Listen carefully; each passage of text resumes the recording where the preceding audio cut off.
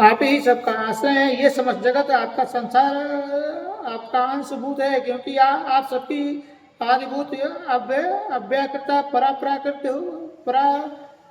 प्राकृतिक देवी देवी संपूर्ण यज्ञों में जिसके उच्चारण से सब देवता तृप्ति का लाभ करते हैं। आप स्वाहा ही हैं। इसके अतिरिक्त आप पितरों की भी तृप्ति का कारण है। अतएव सब लोग आपको सदा भी कहते हैं देवी, जो मोक्ष की प्राप्ति का साधन है। अचिंत्य महाव्रत रूपा है। समस्त देशों से रहित जितेंद्रिय तत्वों से तत्व को ही सार वस्तु मान्य तथा मोक्ष की अभिलाषा रखने वाले मुंजन जिनका अभ्यास करते हैं, वो भगवती पराविद्या आप ही है। आप शब्द स्वरूपा अत्यंत निर्मल ऋग्वेद, यजुर्वेद तथा उद्गीता के मनोहर पदों के पाठ से युक्त सामवेद भी का आधार आप ही हैं। आप देवी त्रयी वेदों और भगवती 6 ऐश्वर्यों से युक्त हैं।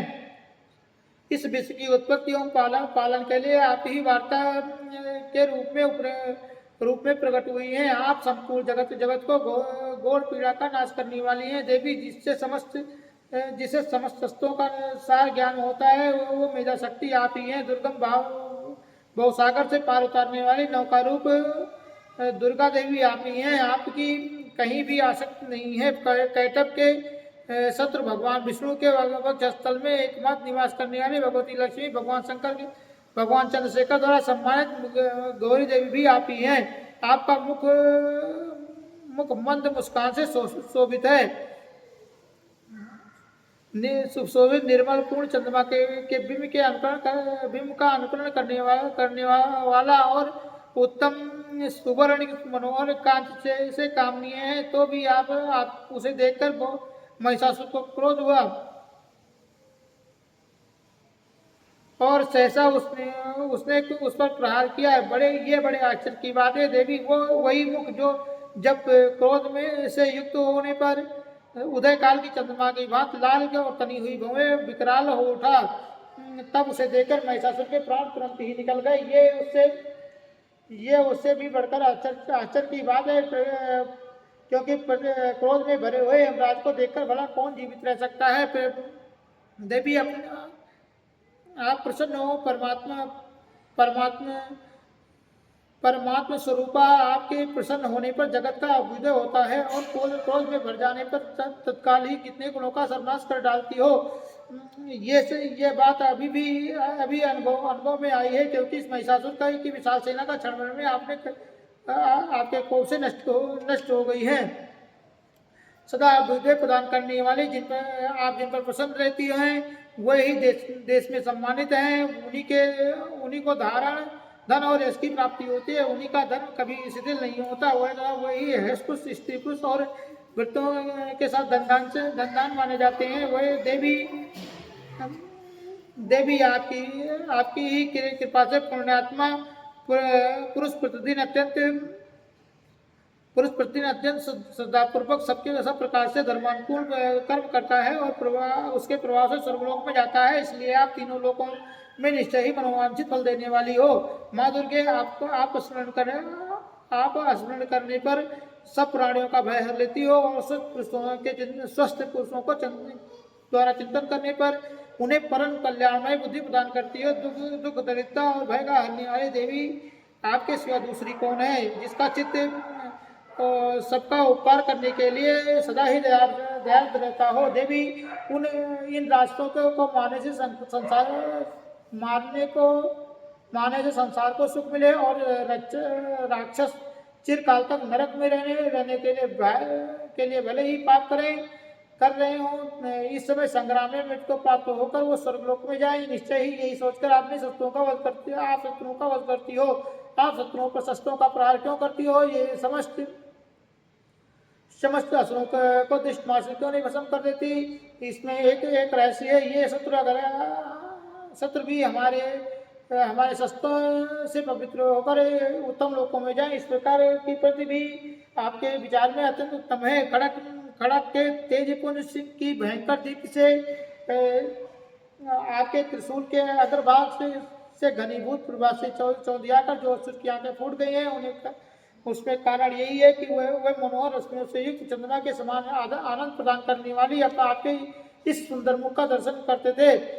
देवी, आपका शील दुराचार्यों के बुरे बर्ताव को दूर करने वाला है। साथ ही ये रूप ऐसा है जो कभी चिंतन में नहीं आ सकता, जिसका कभी दूसरों से तुलना नहीं हो सकती, तथा आपका बल और पराक्रम तो उन दैत्यों को भी नाश करने वाला है जो कभी देवताओं के पराक्रम को नष्ट कर चुके थे। इस प्रकार आपने शत्रुओं पर भी अपनी दया ही प्रकट की है।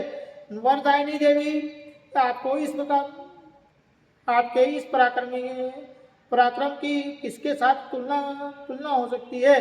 तो शत्रुओं को भय देने वाली अत्यंत मनोहर ऐसा रूप भी आपके सिवा कहाँ है। हृदय में कृपा और युद्ध में निष्ठुरता, ये दोनों बातें तीनों लोकों में केवल आपके आप में ही देखी गई है। माता, आपने शत्रुओं का नाश करके इस समस्त त्रिलोक की रक्षा की है। उन शत्रुओं को भी युद्ध भूमि में मारकर स्वर्गलोक में पहुंचाया है तथा उन्मत्त दैत्यों द्वारा प्राप्त होने वाले हम लोगों के भय को भी दूर किया है। आपको नमस्कार है। देवी, आप सूल से हमारी रक्षा करो। अंबिके, आप हमारी खड़ग से रक्षा करें तथा घंटा की ध्वज से और धनुष की टंकार से हम लोगों की रक्षा करो। चंडिके, पूर्व पश्चिम और दक्षिण दिशा में आप हमारी रक्षा करो तथा ईश्वरी, अपने त्रिशूल को घुमाकर उत्तर दिशा में हमारी रक्षा करो। तीनों लोकों में हम आपके जो परम सुंदर अत्यंत भयंकर रूप विचरते हैं, उनके द्वारा भी आप हमारी तथा इस लोक की रक्षा करें। अंबिके, आपके कर पल्लव में शोभा पाने वाले खड़ग, शूल और गदा आज जो अस्त्र हों, उन सब के द्वारा आप हम लोगों की सब ओर से रक्षा करें। इसी कहते हैं, इस प्रकार जब देवता जगत माता दुर्गा जी की स्तुति की और नंदन वन के विधि पुष्पों गंध चंदन आदि से द्वारा उनका पूजन किया, फिर सबने मिलकर जब भक्तिपूर्वक दिव्य धूपों की सुगंध निवेदन की, तब देवी ने प्रसन्न वदन होकर प्रणाम करते हुए सब देवताओं से कहा। देवी बोली, देवताओं, तुम सब लोग मुझसे जिस वस्तु की अभिलाषा रखते हो उसे मांगो। देवता बोले, भगवती, हमारी सब इच्छा पूर्ण कर दी। अब कुछ भी बाकी नहीं है, क्योंकि हमारा शत्रु ये महिषासुर मारा गया। महेश्वरी, इतने में भी आप हमें और कर देना चाहती हो।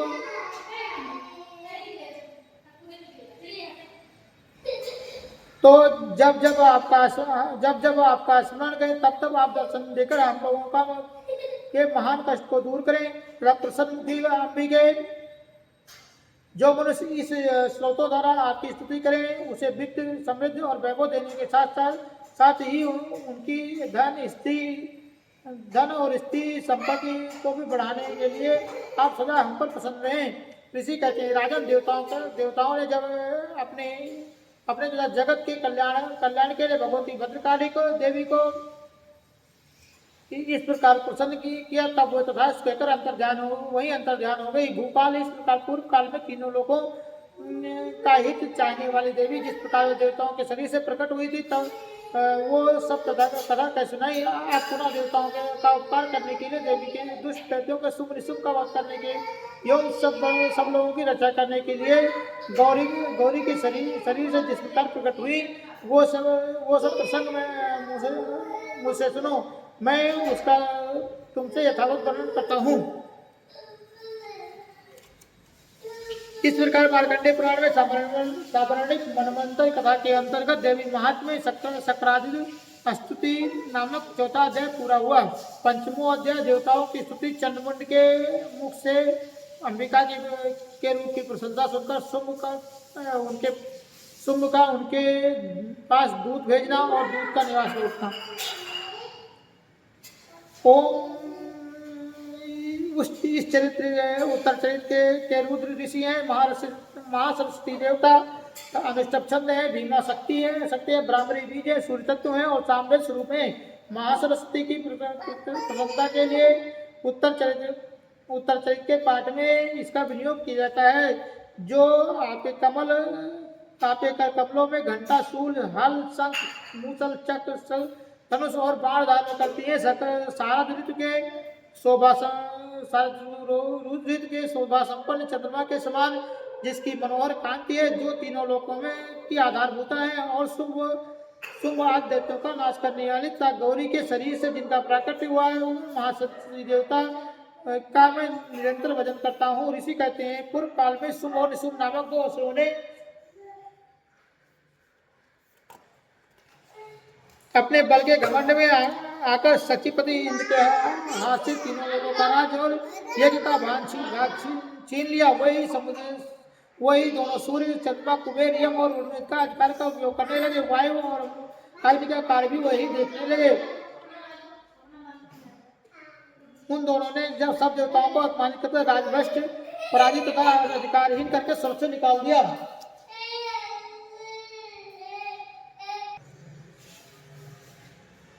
राजभ्रष्ट पराजित तथा अधिकारहीन करके स्वर्ग से निकाल दिया। वह दोनों असुरों से तिरस्कृत होकर देवताओं ने अपराजिता देवी का स्मरण किया और सोचा, जगदम्बा ने हम लोगों को वरदान दिया था कि आपत्तिकाल में स्मरण करने पर मैं तुम्हारी सब आपत्तियों को तत्काल नाश कर दूंगी। ये सुनकर देवता गिरिराज हिमालय पर गए और वहाँ भगवती विष्णु माया की स्तुति करने लगे। देवता बोले, देवी नमस्कार है। आज शिवा को महादेवी शिवा को सर्वदा नमस्कार है। प्रकृति के एवं भद्र को प्रणाम है। हम लोग नियमपूर्वक जगदम्बा को नमस्कार करते हैं। रौद्र को नमस्कार है। नित्या, गौरी और धात्री को बारंबार नमस्कार है। ज्योतिषा, चंद्ररूपिणी और सुख स्वरूपा देवी को सतत प्रणाम है। शरणागतों की कल्याण देने वाले वृद्ध और सिद्ध रूपा देवी को हम बारंबार नमस्कार करते हैं। नेत्र की, राजाओं की लक्ष्मी तथा सावर्णी स्वरूपा आप जगदम्बा को बार बार नमस्कार है। दुर्गा परा, सारा, सर्वकारिणी, ख्याति, कृष्णा और दुर्गा देवी को सर्वदा नमस्कार है। अत्यंत सौम्य और अत्यंत रौद्र रूप में देवी को हम नमस्कार करते हैं। उन्हें बारंबार प्रणाम है। जगत की आधारभूता कृत देवी बारंबार नमस्कार है। जो देवी सब प्राणियों में विष्णु माया के नाम से जाने गए, उनको नमस्कार है, उनको बारंबार नमस्कार है।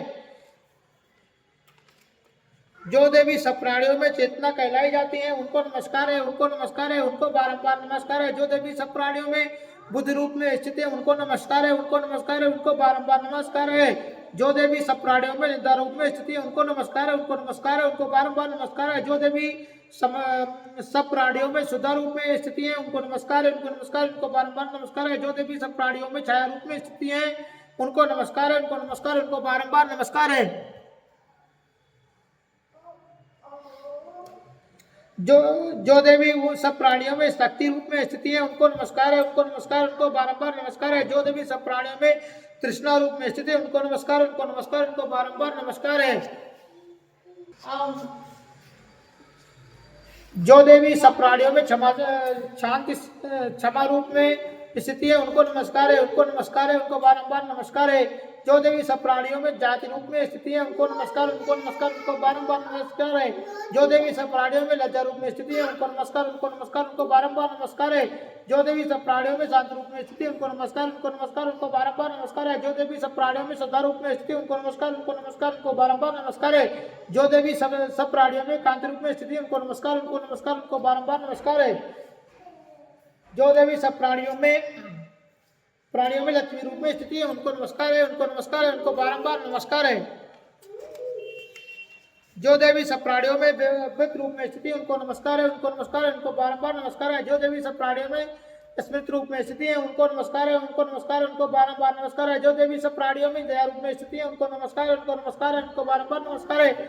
जो देवी सब प्राणियों में तुष्टि रूप में स्थिति है, उनको नमस्कार है, उनको बारंबार नमस्कार है। जो देवी सब प्राणियों में मातृ रूप में स्थिति है, उनको नमस्कार है, उनको बारंबार नमस्कार है। जो देवी सब प्राणियों में भ्रांत रूप में स्त्री, उनको नमस्कार है, उनको नमस्कार, उनको बारंबार नमस्कार है। जो देवी जो जीवों के इंद्रिय वर्ग अधिष्ठात्री देवी एवं सब प्राणियों में व्याप्त रहने वाली उन व्याप्त देवी को बारंबार नमस्कार है। जो देवी चैतन्य रूप में संपूर्ण जगत को व्याप्त करके स्थित है, उनको नमस्कार है, उनको नमस्कार, उनको बार बार नमस्कार है। पूर्व काल में अपने अभीष्ट को प्राप्त होने से देवताओं की ने जिनकी स्तुति तथा देवराज ने बहुत दिनों तक जिनका सेवन किया वो कल्याण साधन होता। ईश्वरी देवी को हमारा कल्याण करे, मंगल करे, सारी आपत्तियों का नाश कर डाले। उद्गंड दैत्यों के सदाएं सभी देवता जिन परमेश्वरी को नमस्कार करते हैं तथा जो भक्ति रूप से विनम्र पुरुषों द्वारा स्मरण की जाने पर संपूर्ण विपत्तियों का नाश कर देती है। वह जगदम्बा हमारा संकट दूर करें। ऋषि कहते हैं राजा ने जब देवताओं की देवता स्तुति कर रहे थे तब उस समय पार्वती देवी गंगा जी के जल में स्नान के लिए वहां से आई। उन सुंदर भवन वाली भगवती देवी ने देवताओं से पूछा, आप लोग कहाँ यहाँ किसकी स्तुति कर रहे हैं? वो तब उनके शरीर के कोष से प्रकट हुई शिवा देवी बोली, शुभ दैत्य से तिरस्कृत और युद्ध में निशुंभ से पराजित हो या एकत्रित हुए समस्त देवता मेरी स्तुति कर रहे हैं। पार्वती जी के शरीर कोष से अंबिका का प्रादुर्भाव हुआ था, इसलिए वो समस्त लोकों में कौशिकी के नाम से कही जाती हैं। कौशिकी के प्रकट होने के बाद पार्वती का शरीर काले रंग का हो गया था। वह हिमालय में रहने वाली कालिका देवी के नाम से विख्यात हुई। तदनंतर शुभ निशुंभ और के वृत्त चंडमुंड वहां आए और उन्होंने परम मनोहर रूप धारण करने वाली अंबिका देवी को देखा। फिर वह शुभ के पास जाकर बोले, महाराज वो एक अत्यंत मनोहर स्त्री जो अपनी दिव्य कांति से हिमालय को प्रकाशित कर रही है, वैसा उत्तम रूप वही कहीं किसी ने नहीं देखा है होगा। असुरी तरह आप पता लगाइए वह देवी कौन है और उसे ले लीजिए। स्त्रियों में तो वो लगते हैं उसका प्रत्येक अंग बहुत ही सुंदर है, तब वो श्री अंगों से की प्रभा से संपूर्ण दिशाओं में फैला रही है। श्री अंगों की प्रभा से संपूर्ण दिशाओं में प्रकाश फैला रही है। दत्तिराज अभी वो हिमालय पर ही मौजूद है, आप उसे देख सकते हैं। प्रभु तीनों लोकों में मणि हाथी घोड़े जितने भी रत्न हैं वे सब इस समय आपके घर में शोभा पाते हैं। हाथियों के रत्नभूत ऐरावत, ये परजात वृक्ष और उच्च श्रवा घोड़ा ये सब आपने इंद्र से ले लिया है। हंसों से जुटा हुआ ये विमान भी आपके आंगन की शोभा पाता है। ये रत्नभूत अद्भुत विमान भी जो पहले ब्रह्मा जी के पास था वो अब आपके पास यहाँ लाया गया है। ये महापद निधि आप कुबेर से छीन लाए हैं। समुद्र ने भी आपको किलांजलि नाम की माला भेंट की है जो केसों से शोभित है और जिसके कमल कभी कुमलाते नहीं है। सुवर्ण की वर्षा करने वाला वरुण का छत्र भी आपके घर में शोभा पाता है। तो ये श्रेष्ठ रथ जो पहले प्रजापति के अधिकार में था अब आपके पास है। दैत्येश्वर मृत्यु की उत्क्रांति वाले उत्क्रांतिदा नाम वाली शक्ति भी आपने छीन लिया है तथा वरुण का पास और समुद्र से होने वाले सब प्रकार के रत्न आपके भाई निशुंभ के अधिकार में है। अग्नि ने स्वतः भी शुद्ध किए हुए 2 वर्ष आपकी सेवा में अर्पित किए हैं। दैत्यराज इस प्रकार सभी रत्न आपने एकत्रित कर लिए हैं। फिर जो ये स्त्रियों में रत्न रूप में कल्याणमयी देवी है, इसे आप क्यों नहीं अपने अधिकार में कर लेते? ऋषि कहते हैं चंडमुंड का यह वचन सुनकर शुंभ ने महाराज सुग्रीव को दूध बनाकर देवी के पास भेजा और कहा, तुम मेरी आज्ञा से उसके सामने ये बातें कहना, ऐसा उपाय करना जिससे वो प्रसन्न होकर वो शीघ्र ही यहाँ आ जाए। वो दूध पर्वत के उस रमणीय प्रदेश में जहाँ देवी मौजूद थी वहाँ और मधुर वाणी में कोमल वचन बोला। दूध बोला, देवी दैत्यराज शुंभ इस समय तीनों लोगों के परमेश्वर हैं, वो मैं उन्हीं का भेजा हुआ दूत हूँ। यहाँ तुम्हारे पास ही और यहाँ तुम्हारे पास आया हूँ। उनकी आज्ञा है कि सब देवता एक स्वर में उनकी आज्ञा सब देवता एक स्वर में मानते हैं, कोई उनका उल्लंघन नहीं कर सकता। वो संपूर्ण जगत संपूर्ण देवता पूजा कर लेंगे बेटा, संपूर्ण देवताओं को परास्त कर चुके हैं। उन्होंने तुम्हारे लिए जो संदेश दिया है वो उसे सुनो। संपूर्ण त्रिलोकी मेरे अधिकार में है, देवता भी मेरे आज्ञा के अधीन चलते हैं। संपूर्ण यज्ञों का भाग में पृथक भोगता हूँ। तीनों लोकों में जितने श्रेष्ठ हैं वो सब मेरे अधिकार में है। देवराज इंद्र का वाहन है रावत का, हाथियों में रत्न के समान है। मैंने छीन लिया है। क्षीर सागर में मंथन करने से जब तेसरा घोड़ा प्रकट हुआ था, उसे देवताओं ने मेरे पैरों में पड़कर समर्पित कर दिया है। सुंदरी, उनके सिवा भी जो जितने भी रत्नभूत गंधर्वों और नागों के पास थे वह अभी कर बोलता पूजा कर लेंगे बेटा। नागों के पास थे वह सब मेरे पास आ गए हैं। देवी, हम लोग तुम्हें संसार की स्त्रियों में रत्न मानते हैं, अतः आप हमारे पास आ जाओ, क्योंकि रत्नों का उपयोग करने वाले हम ही हैं। चंचल कटाक्षों वाले सुंदरी, तुम मेरी या मेरे भाई महापराक्रमी निशुम्भ की सेवा में आ जाओ, क्योंकि तुम रत्न स्वरूपा हो। मेरा वर्ण करने से तुम्हें तुलना रहित महान ईश्वर की प्राप्त होगी।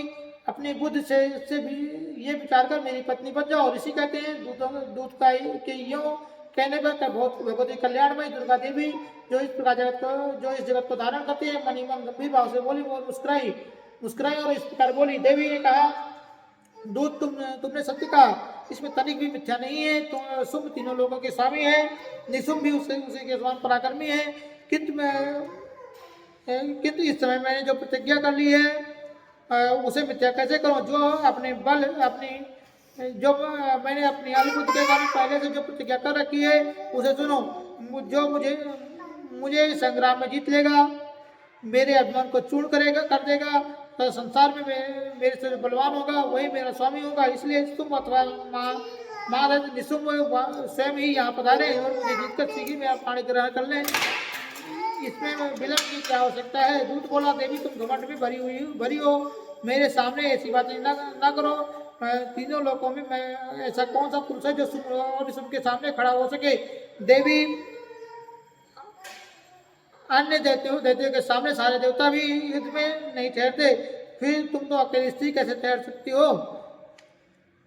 जिन शुंभ आज दैत्यों के सामने इंद्र आज सब देवता खड़े नहीं हुए, उनके सामने तुम स्त्री होकर कैसे जाओगी? इस प्रकार इसलिए तुम मेरे साथ कहने पर शुंभ निशुंभ के पास चलो। ऐसा करने से तुम्हारे गौरव की रक्षा होगी, अन्यथा मैं केस पकड़ कर घसीटते हुए तब